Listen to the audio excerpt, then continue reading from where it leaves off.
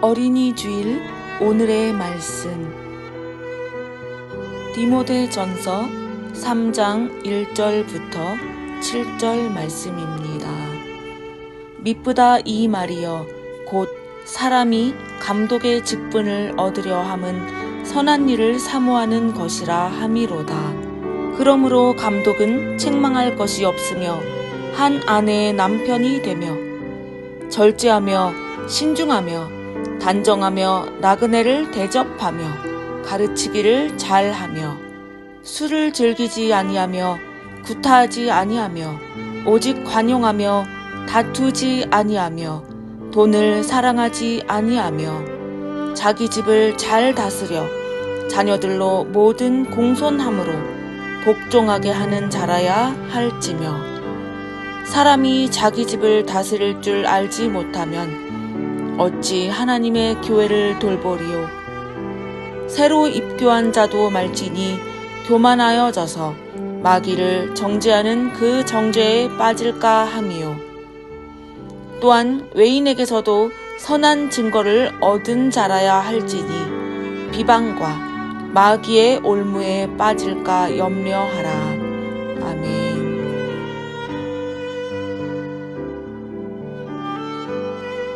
오늘은 선한 일을 사모하는 것이라는 말씀으로 은혜 받도록 하겠습니다.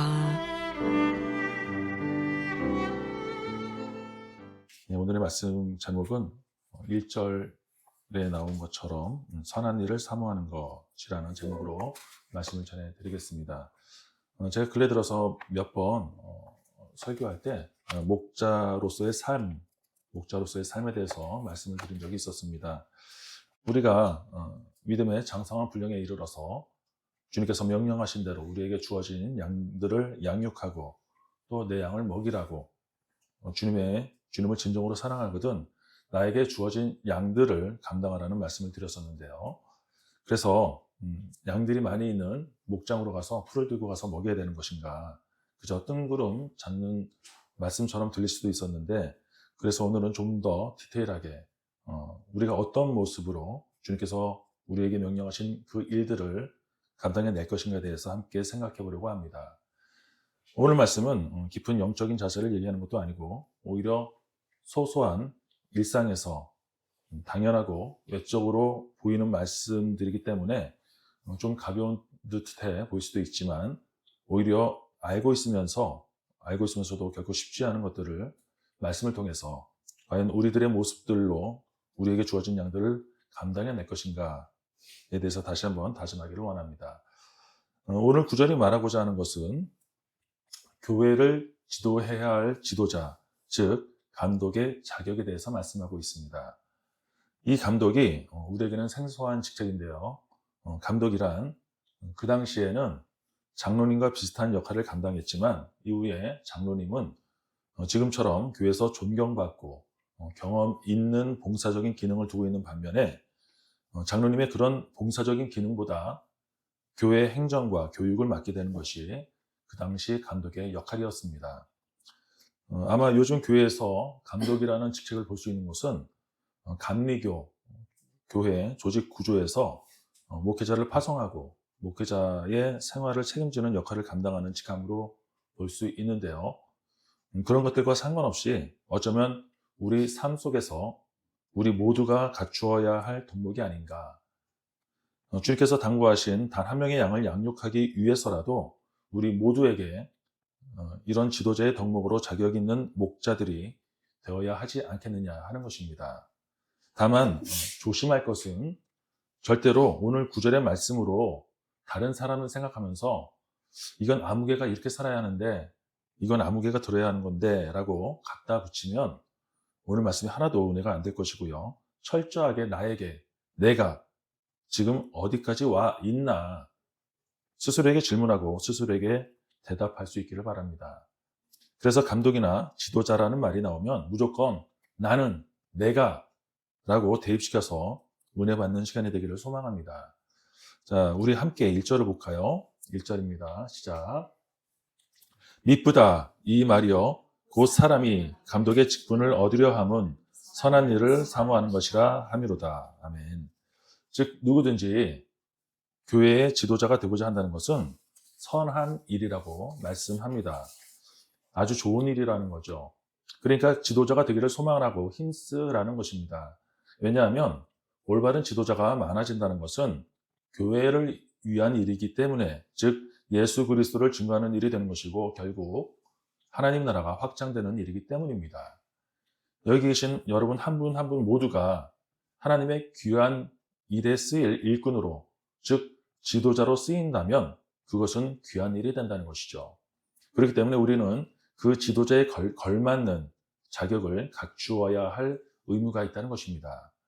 자, 그 첫 번째 모습으로 2절을 보시면 첫 번째 책망할 것이 없으며 라고 말씀합니다. 어디서나 지적될 만한 것이 없어야 한다는 것이죠. 이게 결코 쉬운 일은 아니지만 다른 각도에서 본다면 지극히 당연한 일 아니겠습니까?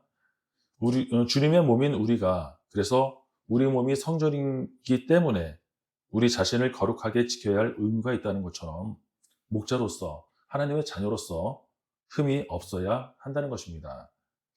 베이직 교회의 조정민 목사님께서 이런 말씀을 하시더라고요. 사람들이 교회를 안 가는 이유가 그리스도인이라면 그리스도와 같은 그리스도를 드러내야 할 사람들인데 딱 봐도 절대로 그리스도인이 아니라는 거예요. 교회 안 다닌 사람이 봐도 아닌 거 알겠는데 여전히 그리스도인인 척하고 살면서, 그러면서도 또 본인 입으로는 그리스도인이라고 말을 하니까 저런 그리스도인이라면 내가 그리스도인이 될 이유가 없다. 저런 그리스도인끼리 모인 곳이라면 나는 교회를 안 가겠다. 세상 사람들에게 그리스도인이라는 이름에 부정적으로 들리게 만드는 세상이 되어버리지 않았느냐. 정말 할 말 없게 만드는 얘기지 않습니까? 오늘 말씀에 비추어 봐도 하나님의 자녀라고 하면서 밖에서는 책망을 받고 다닌다. 그러면 안 된다는 거잖아요. 어디를 봐도 지적받을 만한 모습이 없도록 늘 스스로 먼저 추스리고 다듬어 가야 한다는 것입니다. 이 세상 모든 사람들이 나를 100% 다 좋다고는 할 수는 없겠지만 늘 그리스도의 향기가 품어져 나올 수 있도록 늘 애쓰고 노력해야 할 줄 믿습니다. 지금 또 다른 사람 생각하지 마시고 지금 자기 스스로를 보시면 됩니다. 지금 누구 다른 생각나는 사람이 있으면 자기 뺨을 살짝 한 대 때리고 정신 차리시기 바랍니다. 자, 계속해서 이어서 보시면 한 아내의 남편으로, 남편은 남편답게 아내에게 좋은 평판을 받을 수 있게끔, 또 한 남편의 아내로서 아내가 아내답게 남편에게 좋은 평판을 받을 수 있도록 살아야 한다고 말씀하고 있습니다. 아시겠지만 서로 배우자에게 인정받는 것이 가장 중요하면서도 제일 힘들 수도 있다는 것이죠. 왜냐하면 가장 가까이에서 서로 정확히 볼 수 있는 위치가 바로 배우자이기 때문입니다. 그래서 서로 보여지는 사실, 현실만 볼 것이 아니라 서로 존중하는 마음이 기본적으로 깔려 있어야 하는데, 그 존중하는 마음은 바로 사랑에서 비롯될 줄 믿습니다. 여기 우리 총각들도 앞으로 10년 안에는 모두 다 한 아내의 남편으로서 살아가게 될 텐데요. 남의 얘기가 아니에요. 그때 왜 목사님이 이 부분을 더 강하게 설교하지 않으셨나 원망할지도 모르겠습니다. 자, 계속해서 보시면 절제하며라는 말씀이 나와요. 정도에 넘지 않도록 알맞게 조절하여 제한한다는 뜻이죠. 절대로 쉬운 말씀들이 없어요. 이 세상에서 제일 어려운 적 중에 하나가 바로 나잖아요. 나를 다스릴 줄 알면 이 세상에 나고자가 한 명도 없을 겁니다. 대부분 나 스스로를 다스리지 못해서 이 모양 아니겠습니까? 하지 말아야 할 것을 더 하려고 할 때 나 스스로를 제한하고 더 해야 하는데 귀찮고 하기 싫어도 할 수 있게끔 나를 조절할 수만 있다면 얼마나 좋겠습니까? 정도에 맞춰서 잘 조절하시기를 축원합니다. 자, 다음에 보시면 신중하라고 말씀해요. 매사에 침착하라는 거죠. 한국 사람들 특징이 냄비 근성이 있잖아요. 빨리빨리 민족이라 그런지 금방 뜨거워졌다가 다시 금방 식어버리는, 확인되지도 않은 것들에 대해서 너무 앞서가고 휘둘리면 참 사람이 없어 보이거든요. 때로는 한 템포 늦게 가더라도 신중히 돌다리도 두드려보고 가는 지혜가 있기를 바랍니다. 자, 다음 보시면은 단정하며라고 나와요. 어디 가서 예수 믿는 사람으로서 덕이 될 만한 모습도 필요하다는 거죠. 우리 인간관계에서는 첫인상이 아주 중요하잖아요. 몇 초도 안 걸려서 처음 보여지는 모습으로 첫인상이 결정이 되거든요. 똑똑한 건 안 보이니까 오래 걸릴 거고요. 꼭 좋은 옷은 아니더라도, 훌륭한 외모가 아니더라도 늘 절제되고 단정한 모양새가 필요하다고 말씀하고 있습니다. 다음에 보시면 나그네를 대접하며 라고 말씀해요. 궁휼한 마음이 있어야 한다는 것이죠. 제가 아는 어떤 분도 항상 매사에 사람들을 궁휼히 보시는 분이 있어요.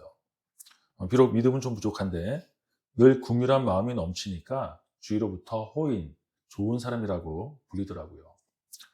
대접한다는 것은 나눈다는 거잖아요. 소중한 내 것이 없어지고 줄어든다는 것이죠. 아까워도 잘라내지 않으면 나눌 수가 없다는 거예요. 이걸 내가 어떻게 해서 얻은 건데, 내 피땀인데 라고 생각하면, 원가 계산하면 나눌 게 아무것도 없어요. 인색하지 않게 분별하며 때로 나눌 수 있기를 축복합니다. 자, 계속해서 보시면 가르치기를 잘하며 라고 나와요. 잘 가르치려면 먼저 내가 많이 아는 것도 중요하지만 그보다 중요한 건 가르치려는 상대를 품을 줄 아는 마음이 더 중요한 것 같아요. 상대방의 눈높이를 맞추고 사랑으로 품어주면서 가르치는 게 잘 가르치는 게 아닐까요? 부모가 자녀를 사랑으로 가르치는 것처럼 그런 사랑으로 품어줄 수 있는 교육이 필요하다는 것이죠. 아이가 자라면서 한 가지를 알게 되는 것이 부모로부터 수백 번 들어서 알게 된다고 하잖아요. 그래서 아기들도 제일 먼저 하는 말 중에 이게 뭐야? 라는 질문을 먼저 배우게 되는 거죠. 저희 애들도 할머니한테 자라서 이게 뭐요? 이렇게 구수한 어경을 먼저 배웠더랬죠. 당연히 한 번이 안 되기 때문에 수십 번, 수백 번 물어봐도 다시 되풀이해 주면서 알게끔 가르치는 게 잘 가르친다는 거죠. 우리 모두 다 그렇게 하나하나 배워서 여기까지 온 거 아니겠습니까? 그러니까 부모님이 컴퓨터 잘 모른다고, 영어 잘 모른다고 짜증내지 마시고 똑같은 대답을 100번이라도 웃으면서 하시길 바랍니다. 나중에 여러분들 자녀에게 영어 발음이 그게 뭐냐고 그런 소리 들을지도 모르겠습니다. 자, 계속해서 3절을 보겠습니다. 3절 보시면 앞부분에 술, 구타는 당연한 거니까 볼 필요도 없는 건데요. 얼마 전에 천주교 다니신 분이 황당한 얘기를 하더라고요. 예수님이 먹는 거 밝히는 사람이고 술 주정뱅이라는 거예요. 예수님께서 포도주 만드신 얘기하면서 술을 좋아하는 사람이었다고. 신부들이 꼴초에 술꾼이니까 신도들에게 그렇게 가르치나 봐요. 너무 어이가 없죠. 제가 무슨 소리냐고 정색하니까 말꼬리 흐리면서 그냥 지나가게 됐는데 참 한심하더라고요. 신부들이 꼴초에 술꾼이라는 것은 세상에 다 아는 얘기잖아요. 오죽하면 옛날에 고립된 수도원에서 신부들이 살다 보니까 신부와 수녀들 사이에서 태어난 사생아들 때문에 생겨난 게 고아원이라는 얘기도 나올 정도로 평소에도 그렇게 술 많이 먹으면 실수할 수밖에 없는 건데 세상 조용한 것도 참 신기하죠. 바로 얼마나 천주교에서 엄청나게 포장하는지 잘 알 수 있는 부분입니다. 자, 이어서 나오는 말씀은 오직 관용하며 라고 말씀합니다. 자, 이 관용이라는 뜻을 정확히 보려고 찾아보니까 좁은 뜻으로는 남의 잘못이나 허물을 너그러이 용서하는 것을 말하고요. 넓게는 자신과 다른 특성을 가진 사람의 인격과 자유를 인정하는 것이다 라고 합니다. 그러면서 뒤에 나오는 말이 살아가는 데 있어서 반드시 필요한 미덕 중에 하나이다 라고 말씀을 하더라고요. 이 관용을 자세히 보니까 이건 역시 엄청 힘든 단어였어요. 그런데 반드시 필요하다고 말씀합니다. 이건 하루아침에 되는 게 아니라 오랜 시간 동안 다져지면서 만들어지는 것 같아요. 특히 이 관용이라는 게 사랑하는 사람에게는 아주 쉽게 생기는 거 보면 모든 사람에게 사랑의 관점으로 보면 관용이 가능하다는 얘기가 되는 것 같습니다. 자, 그리고 다음에 보면 다투지 말래요. 자, 관용이 있으면 당연히 다툼이 일어날 일도 없겠지만 인류 역사상 전쟁이 끊어질 일이 없었던 것처럼 관용이 정말 많이 필요한 세대인 것 같습니다.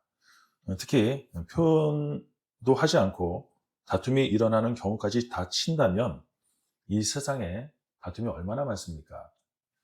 다툼이 없는 것이 없을 정도로 정말 우리 인간들은 구제불능인 것처럼 느껴지기도 합니다. 자, 7절에 보시면 외인에게서도 선한 증거를 얻은 자라야 할지니라고 말씀합니다. 자, 교회 안에서만 볼 게 아니라 세상 모든 사람들로부터 선한 증거, 즉 좋은 평판을 받아야 한다. 많은 사람들이 교회 안에서랑 교회 밖에서랑 태도가 완전히 다른 경우가 있잖아요. 교회 밖에서는 교회 다니는 줄도 모르게 행동하고 다닌다면 그건 지도자, 목자가 되기 이전에 본인에게도 교회에도 세상적으로도 하나님의 영광을 비추기는커녕 오히려 하나님의 영광을 가리우는 안타까운 경우가 되기 때문이죠. 그리고 이 모든 것들이 비방과 마귀의 올무에 빠질까 염려된다. 아무리 지도자가 될 만한 사람이더라도 시험에 들고 천국에서 멀어지게 될 수 있다라고 말씀하는 겁니다. 그렇기 때문에 지도자로서 목자로서의 삶은 더 견고히, 더 단단히 서야 할 줄 믿습니다. 늘 안과 밖에서 늘 한결같이 똑같이 살아가시는 여러분들 되시기를 축원합니다. 말씀을 정리하겠습니다. 사실 오늘 본문뿐만 아니라 성경에서는 무수히 많은 곳에서 바르게 서는 방법에 대해서 말씀하고 있습니다. 하지만 한꺼번에 다 보고 지키려고 하면 우리 스스로에게 과부하가 걸릴 것 같아서 조금씩 하나하나씩 우리 것으로 만들어 나갔으면 좋겠습니다. 지금까지 본 말씀들을 보면 너무 상식적이라는 거라 잘 알고 있지만 현실은 그저 부끄러울 뿐입니다. 다만 우리들이 이 지극히 상식적인 것에 소중히 해야 하는 이유를 하나 더 찾아보자면 사도행전 1장 22절을 함께 보도록 하겠습니다. 시작. 항상 우리와 함께 다니던 사람들 중에 하나를 세워 우리와 더불어 예수께서 부활하심을 증언할 사람이 되게 하여야 하리라 하거늘. 아멘. 지도자를 세워야 하는 이유가 뭐라고요? 우리와 더불어 우리와 함께 예수께서 부활하심을 증언할 사람이 되게 하기 위해서라고 말씀합니다. 즉, 이 모든 게 나를 위해서도 아니었고요. 우리의 공동체를 위하는 것도 아니고 결국 예수의 부활하심을 증언할, 천국 복음을 증거할, 하나님 나라를 증언할 하나님의 자녀가 필요하셨던 것입니다. 그렇기 때문에 우리는 더욱더 오늘 본문 말씀을 사소하게 그냥 넘길 것이 아니라 매일 겪는 일이라고 쉽게 보는 것이 아니라 자녀들이 복종하듯이 하나님 앞에 복종함으로 나아가야 할 줄 믿습니다. 오늘 사소한 것도 작은 것도 다스릴 줄도 모르면서 하는 꾸지정도 있었고요. 천국에 누락될까 봐 걱정하시는 하나님의 사랑도 함께 받습니다. 그저 우리의 소명은 땅끝까지 이르러 내 증인이 되는 것이잖아요. 증인이라니까 막 거창한 증인이 아니라 작은 소자 하나를 사랑으로 섬기시는 목자가 되는 것이 증인이 된다는 것입니다. 예수님께서 우리에게 보여주시고 들려주시는 이유가 즉 내가 보고 들은 것에 증인이 되리라는 임무를 우리에게 주신 줄 믿고 우리가 선한 일을 사모하면서 나아갈 때 저 천국을 증거하는 목자가 된다는 것을 기억하고 명심하는 저와 여러분들이 되시기를 주님의 이름으로 축원합니다. 기도하겠습니다.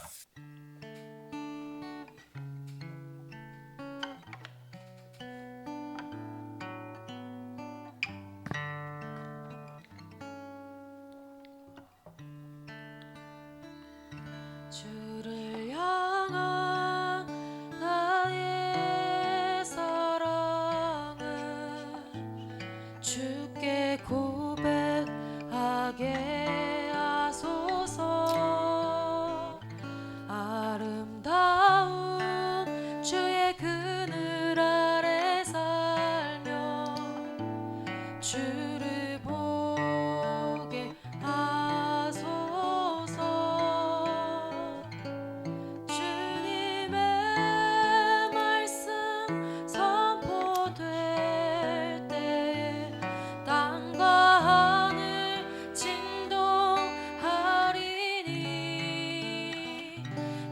나의 사랑 고백하리라.